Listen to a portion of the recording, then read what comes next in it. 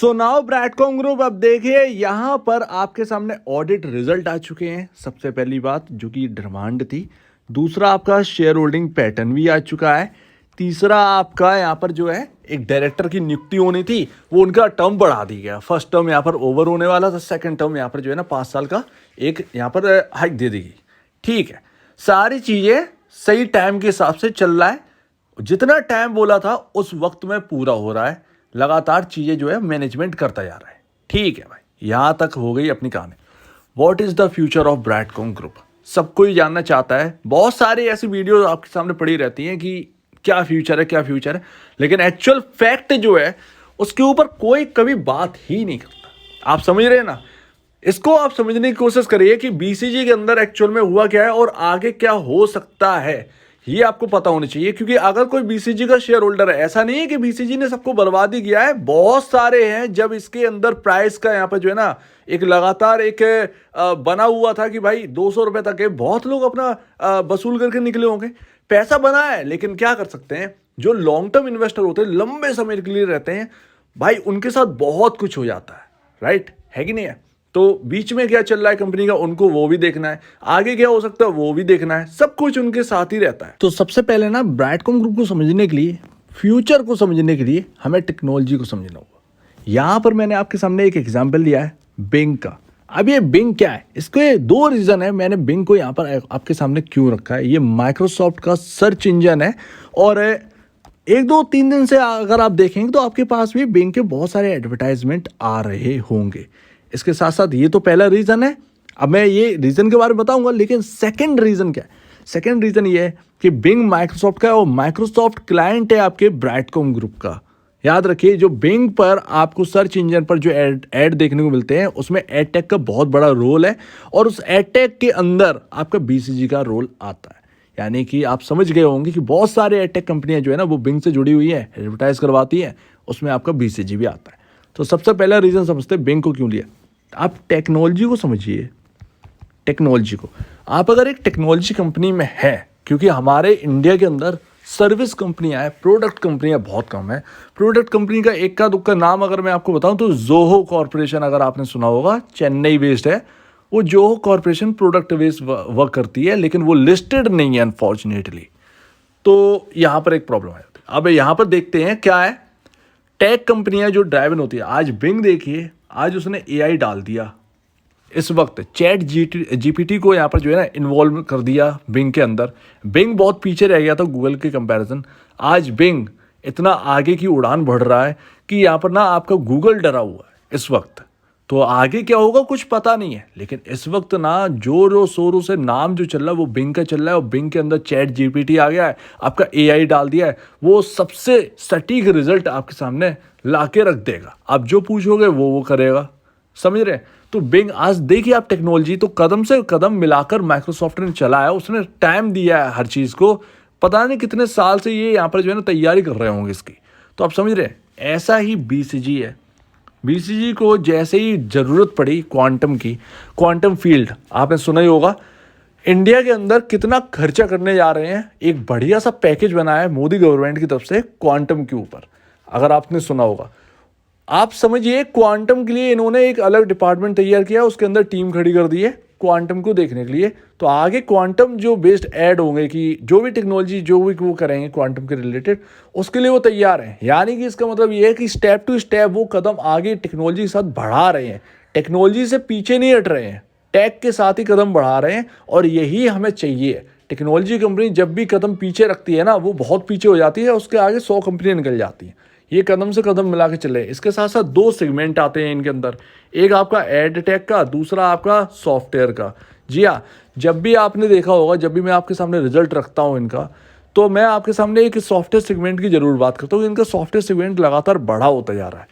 मैं हमेशा आपने ये शब्द सुना होगा, वो क्यों कह रहा हूँ, सॉफ्टवेयर सेगमेंट से जो आने वाली आय है वो लगातार बढ़ रही है और वो आगे बिग कॉन्ट्रीब्यूट कर सकती है अगर इनका सॉफ्टवेयर डिपार्टमेंट जो है ना वो अच्छे से वर्क करे, सॉफ्टवेयर सेगमेंट अच्छे से वर्क करेगा। अब आपने टेक्नोलॉजी तो समझ ली कि कदम से कदम मिला के चलना ही होगा, राइट? नहीं तो बहुत पीछे रहे और उसमें ये लगातार बढ़े हुए। अब यहाँ पर बात आ जाती है एफिल की। हमने ब्रैडकॉम ग्रुप को कैसे पहचाना? एक्चुअल में ब्रैडकॉम ग्रुप एकदम पीछे डला हुआ था, 8 रुपये 5 रुपये के आसपास। एफिल का आईपीओ आया ऑलमोस्ट, और वो लिस्टिंग हुई यहाँ पर जो ऑलमोस्ट यहाँ पर एफिल की 10,000 करोड़ के आसपास, उसने 14,000 करोड़ का मार्केट कैप टच किया एफिल ने ऑलमोस्ट, अभी 12,413 करोड़ के मार्केट कैप के आसपास है। तो एफिल से हमने जाना कि एफिल का कोई कॉम्पिटिटर है ब्रैडकॉम ग्रुप, और उसके बाद फिर क्या फ्लोज जो है वो बीसीजी की तरफ बढ़ गए और होड़ पड़ गई कि यार एफिल इतना आगे है तो बीसीजी इतना पीछे, और इनकी अर्निंग जो है वो एफिल के आगे है। तो इसमें क्या हुआ कि यहाँ पर जो है ना पैसे लगाना स्टार्ट कर दिया ब्रैडकॉम ग्रुप के ऊपर, पैसे आना स्टार्ट हो गए शेयर पर, और यहाँ पर शेयर धड़ाधड़ बिकते गए और शेयर बढ़ता गया, यही हुआ है। ठीक है, उसके बाद नंबर्स इतने तेज़ी से बढ़े हैं कि इतना तेज़ी से ग्रो किया कि उसके अंदर ना पता नहीं कितनी कंपनी का इतना बड़ा रेवेन्यू नहीं होता है जितना कि ब्रैडकॉम ग्रुप का इस वक्त है। तो ये एक अलग बात है, लेकिन फिलहाल जो है ना एफिल का मार्केट कैप जो है वो 12,413 करोड़ है, और ब्रैडकॉम ग्रुप का 1,871 करोड़, जो कि एफिल का 20% भी नहीं है। कभी एफिल का यहाँ पर 3 टाइम हो गया था मार्केट कैप, लेकिन इस वक्त एफिल का 20% नहीं है। ये क्या दिखाता है? इसमें कोई भी नेगेटिव बात नहीं है। एफिल का जो मैनेजमेंट है उसकी ताकत यहाँ पर, उसकी स्ट्रांगनेस यहाँ पर समझ में आ रही है कि एफिल जो है ना, मार्केट इतना डाउन हो गया लेकिन एफिल जो है उसी प्राइस पर, उसी मार्केट कैप पर बना हुआ है अभी भी। ये आपको दिखाता है कि कंपनी स्ट्रांग है, कंपनी के अंदर मैनेजमेंट का स्ट्रांगनेस है। हमारे ऊपर जो भी इस ब्रैडकॉम ग्रुप के अंदर जो कुछ भी लग गया हो, एफए आ गया हो, मैनेजमेंट ने भी कम गलतियां नहीं करी हैं, बहुत सारी गलतियां करी हैं। कुछ चीज़ें छोड़ देते हैं, कुछ आ जाती है, कुछ पीछे रह जाती है, कुछ के इन्फॉर्मेशन सही से देना नहीं होता है। हालांकि बहुत सारी कंपनियां हैं जिनकी एक्विजिशन से पीछे हटी हैं कंपनियां, ऐसा नहीं है कि एक्विजिशन से पीछे नहीं हटी हैं। एक्विजिशन की न्यूज़ आई, काम भी चल रहा है, लेकिन उससे पीछे हट गई। ऐसा कोई नई बात नहीं है कि बीसीजी ने कर दिया है। तो अब एक क्लियर लाइन मैं आपके सामने बोलने वाला हूँ, जो कि क्लियर एंड लाउड होगी, जो कि आपको समझ लेनी है। हमारी पॉजिटिविटी और नेगेटिविटी से कुछ नहीं होने वाला, कुछ हासिल नहीं होगा। हम जो इस पर बात कर रहे हैं, इस पर हो या अभी तक जो वीडियो पर बात करते आए हैं, वो व्यू शेयर है, आदान प्रदान चल रहा है, आदान प्रदान इन्फॉर्मेशन का चल रहा है। सिर्फ हमारे बात करने से कुछ नहीं होने वाला, ठीक है ना। जो भी होगा वो फाइनल फॉरेंसिक ऑडिट से ही होगा। जो भी आएगा किसी को नहीं पता क्या आने वाला है। हम सिर्फ यही बात कर सकते हैं कि कंक्लूजन तक पहुंच सकते हैं कि क्या बचने के चांसेस हैं ब्रैडकॉम ग्रुप। तो उसके लिए हम पीछे की रिपोर्ट जो है वो खंगाल रहे हैं, लगातार हम लोग चर्चा पे बने हुए हैं। तो हम लोग ढूंढते रहते हैं कोई जरिया ऐसा हो कि बीसीजी बच सकता है या नहीं, ये पता लगाने की कोशिश हमारी है। आगे क्या होगा भगवान जाने, आगे क्या होगा वो से भी जाने। लेकिन अगर ये फॉरेंसिक ऑडिट शेयर होल्डर के फेवर में आ जाएगा तो फिर यहाँ पर क्या होगा? बहुत ऑब्वियस ही बात है, एफिल से कंपैरिजन दोबारा स्टार्ट हो जाएगा। मार्केट क्या देखेगा? मार्केट उसी को तो देखे ना, ये तो लीडर कहलाने लगेंगे इस चीज़ के, क्योंकि इतना बड़ा रेवेन्यू और प्रॉफिट है, वो पीछे तो हट नहीं सकते। मार्जिन भी बहुत हैवी है, हर चीज़ जब हैवी है तो ऑब्वियस सी बात है कॉम्पिटिटर से कंपेयर करने लगेंगे, उसमें आपके एफिल की मार्केट कैप से कंपेयर करने लगेंगे, और इसका यहाँ पर जो है ना शेयर बढ़ने के ज़्यादा चांसेस होंगे। लेकिन इसके साथ साथ मार्केट को मिलेगा क्या ब्रैडकॉम ग्रुप से? मार्केट को मिलेगा ब्रैडकॉम ग्रुप के अंदर छोटा सा मार्केट कैप जो कि बहुत ही ज़्यादा अंडर वैल्यूड होगा। एक ऐसा पी रेशियो 1.37 का जो सबसे लोएस्ट है, और हर स्टॉक में आपको ऐसा देखने को नहीं मिलता है। ऑब्वियस सी बात है, पी रेशियो के कंपैरिजन अगर ये यहाँ पर ना आपका मार्केट कैप 12,000 करोड़ का भी हो जाता है तो आपका स्टॉक यहाँ से कितना चल जाएगा? ऑलमोस्ट 6 टाइम आपका स्टॉक चल जाएगा। 6 यानी कि 50 रुपये पर अगर ये पहुँच जाता है तब भी इसका जो पी रेशियो है वो अपने इंडस्ट्री पी से बहुत ज़्यादा लो रहेगा, ना कि बहुत ज़्यादा हाई हो जाएगा। ये मिलेगा मार्केट को, पैसा बनाने का ज़्यादा चांसेस मिलेंगे, अपॉर्चुनिटी ज़्यादा है, सस्ते पर महंगे पर बेचने का चांसेस मिलेगा। ये सारी चीज़ें जो है वो मार्केट को मिलेगी इससे। बुक वैल्यू पर शेयर अभी इस वक्त यहाँ पर नंबर्स के हिसाब से देखो तो 32 रुपये है ब्रैडकॉम ग्रुप का। स्टॉक काम कर रहा है आपके सामने 9 रुपया पर। तो ये सारी चीज़ें वो मार्केट को मिलेगी, और उससे आप समझ सकते हैं कि मार्केट इसको लगे हाथ लेना स्टार्ट कर देगा। क्योंकि ऐसे शेयर से अगर मैं खुद को रखूँ या आप भी खुद को रखें, एक कॉमन लॉजिक की बात है कि अगर आपको ऐसा शेयर मिल रहा हो तो आप उससे पीछे नहीं हट सकते। और सबसे बड़ी बात, डेट फ्री कंपनी है, तो कोई डेट भी नहीं है, ठीक है, जो कि मार्केट के अंदर बहुत बड़ा एक प्रॉब्लम आ जाती है कि प्रॉफिटेबिलिटी में कमी आ जाती है उस डेट से। वो चीज़ें कुछ है नहीं। तो हमारे सामने एक साफ़ सुथरी कंपनी रखी होगी जो कि बहुत ही ज़्यादा लो वैल्यूएशन पर होगी, बस ये है। तो ये होगा फाइनल ऑडिट से अगर हमारे फेवर में, अगर शेयर होल्डर के फेवर में, अगर मार्केट के फेवर में आ जाता है तो, और सारी चीज़ें बदल जाएंगी। जो डाउन टर्न देखा है वो अप टर्न भी चेंज होगा। हर वक्त किसी भी कंपनी का अगर अच्छे हैं, इस वक्त मार्केट डिमांड कर रहा है कि जो इनका मैनेजमेंट है वो बिल्कुल साफ हो।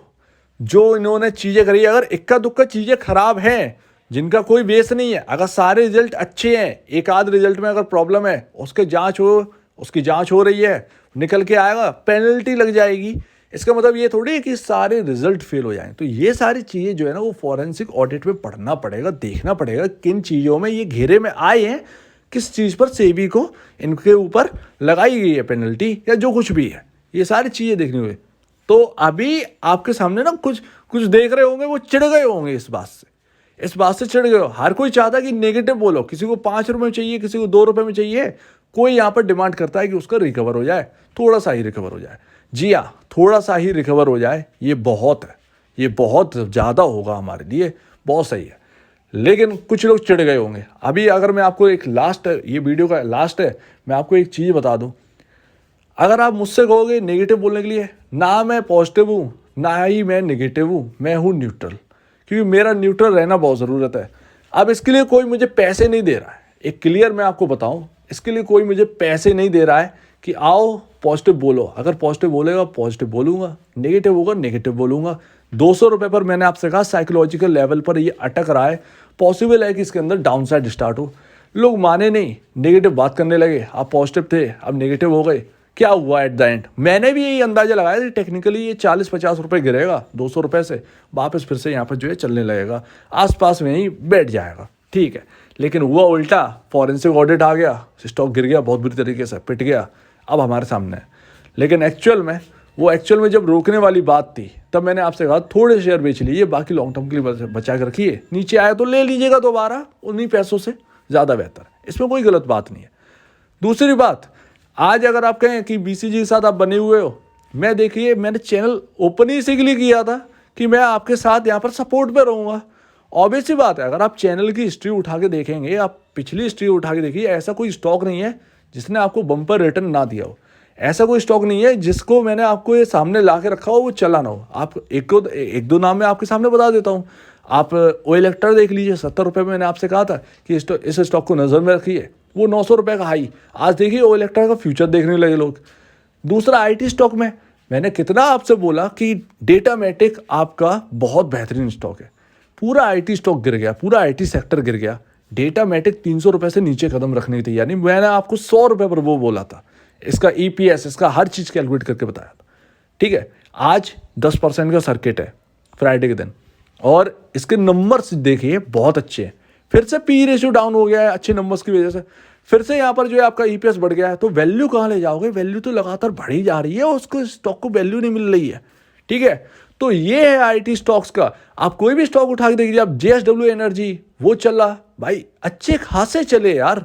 अगर थोड़ा सा डाउन आ भी गए तो उसमें कोई प्रॉब्लम नहीं है, क्योंकि बहुत ज़्यादा बढ़ जाना भी अच्छा नहीं होता, बहुत ज़्यादा गिर जाना भी अच्छा नहीं होता, एक नॉर्मल वैल्यू पर आना जरूरी होता है। बहुत सारे स्टॉक हैं जो कि अच्छी बात करी और वो बने भी अच्छा, और ये भी उनमें से एक अच्छा बना था। लेकिन क्या करें, फॉरेंसिक ऑडिट किसी को पता है कि ये आने वाला है। तो यही बात है कि वो लोग चाहते रहेंगे और वो कभी हो नहीं सका। जो मैं अभी भी कह दे रहा हूँ, अगर ये 5 रुपये आ गया ना तो वो 5 रुपये पर भी नहीं खरीद पाएंगे। एक क्लियर बात है, क्योंकि एक माइंडसेट है, जो 5 रुपये की डिमांड करता है, फिर वो उसकी डिमांड जो है ना वो 4 रुपये, 3 रुपये, 2 रुपये में बदलती है, और वो फिर कभी हाथ लगा ही नहीं पाते हैं। और धीरे धीरे जब हाथ लगाना स्टार्ट करते हैं तब स्टॉक बढ़ना स्टार्ट हो जाता है, वो 10 रुपये पर, और फिर 10 रुपये पहुंच जाएगा, फिर कहेंगे अरे डबल हो गया, अब हाथ नहीं लगाऊंगा। तो ये तो नियम है मार्केट का, ये तो साफ नियम है, तो ये तो आप भूल जाइए।